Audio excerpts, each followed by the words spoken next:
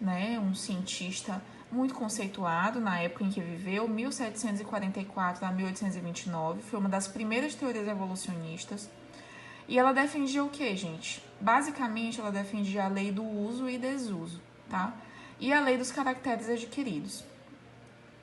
Mas o que é que afirmava a lei do uso e desuso? Ela afirmava isso aqui, ó, que o desenvolvimento das partes mais utilizadas por um ser vivo, por exemplo, ela defendia que as partes mais utilizadas por esse ser vivo ia se desenvolver. E, em contrapartida, as partes menos utilizadas iam sofrer atrofia, tá? Então, ele dava, por exemplo, como exemplo, o pescoço das girafas. O que ele defendia? Que a girafa precisava pegar folhas em copas altas das árvores, né? Então, essa girafa que inicialmente tinha o pescoço curto, ela foi alongando o seu pescoço com o passar do tempo, de forma a adaptar-se à altura das folhas para a sua alimentação, certo?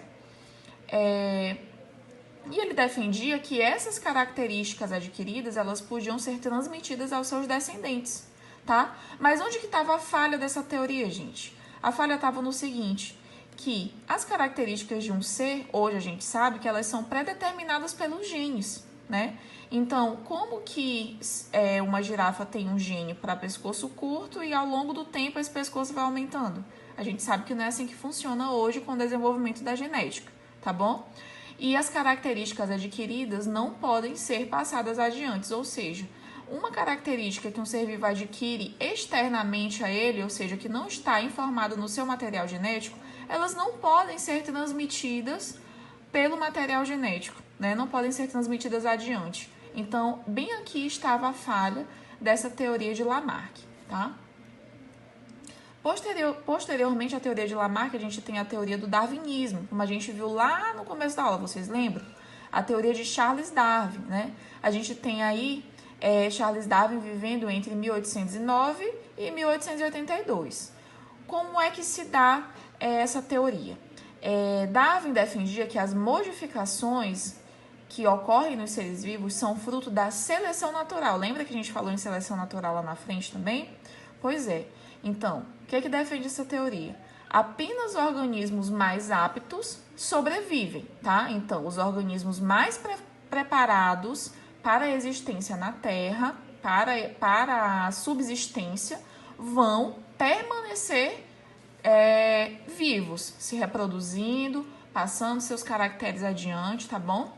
E os que não estão aptos, o que vai acontecer com ele? Darwin dizia que os que não estão aptos vão morrer, vão deixar de existir, tá bom? Então, só os mais preparados existem, se reproduzem e continuam povoando, tá, a superfície da Terra. Mas onde está a falha da teoria de Darwin? Então, a gente está vendo que toda teoria tem uma falha, né, gente? A falha da teoria de Darwin está no seguinte: Darwin não conseguia explicar como esses caracteres vantajosos surgiam e nem como eles eram transmitidos para os próximos descendentes. Por quê? Porque nessa época, gente, ainda não haviam estudos suficientes no campo da genética, tá bom? Então, apenas posteriormente que a gente vai ter essas teorias sendo aperfeiçoadas, tá bom? Por fim, a gente tem a teoria do neodarwinismo. Olha só, o novo darwinismo, ou seja, um aperfeiçoamento da teoria de Darwin, ou teoria da seleção natural, também chamada de teoria sintética da evolução. Essa teoria ela já veio existir no século XX, tá? Como é que essa teoria se dá? Ela explica os fatores que Darwin não conseguia explicar, né, gente? Que era justamente como esses caracteres vantajosos eram adquiridos e como eram transmitidos, tá? Mas ainda defendendo os pontos da seleção natural como Darwin defendia, tá? Então, a teoria da seleção natural, essa teoria do neodarwinismo é a teoria da seleção natural acrescida dos conhecimentos genéticos que Darwin não tinha nessa época. Então, que conhecimentos? Os conhecimentos sobre mutação e recombinação genética, né, gente? Que gera variabilidade gênica. Então, o que seria mutação, gente? São aquelas transformações que ocorrem ao acaso no material genético desses indivíduos, desses seres vivos. E a recombinação genética, que quando vocês tiverem aula de genética, vocês vão entender melhor o que é justamente a capacidade de cada ser vivo ter um material genético próprio. Ou seja, o material genético de cada espécie é diferente do material genético dos seus progenitores, tá bom? E essa recombinação do material genético, que gera o material genético único em cada indivíduo, é o responsável pela variabilidade gênica, ou seja, o fato de que cada ser vivo tem um material genético único, certo? A variabilidade sofre uma seleção natural, gerando indivíduos adaptados às condições do meio. Então tá aqui, gente, o resumo da teoria do neodarwinismo é essa aqui, ó.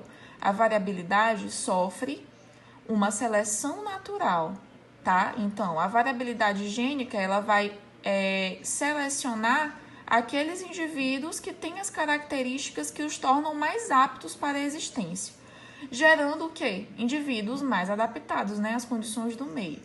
E gerando também novas espécies de animais e vegetais. Então, o neodarwinismo acredita que as novas espécies de animais e vegetais são frutos do quê?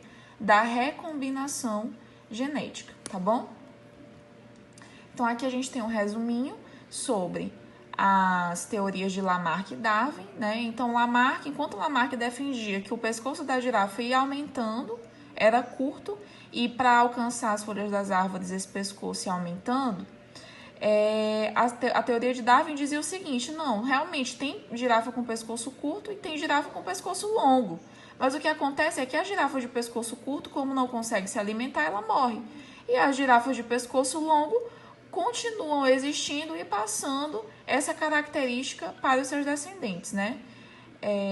Ou seja, isso aqui é a teoria, né, da seleção natural, como a gente viu. E essa daqui é a imagem que resume a teoria do neodarwinismo, que fala o quê? De mutação e recombinação genética, né, gente? Então, a gente tem aqui um touro branco e um touro marrom. O material genético desses dois touros, quando eles vão se reproduzir, um touro e uma vaca, né? Da vaca e do boi. Essa vaca e esse boi branco e marrom, quando vão se reproduzir, eles vão misturar os seus materiais genéticos e vão originar, por exemplo, um bovino malhado, né? Que a gente chama. Por quê? Porque ele tem as duas cores, o amarronzado e o branco, né?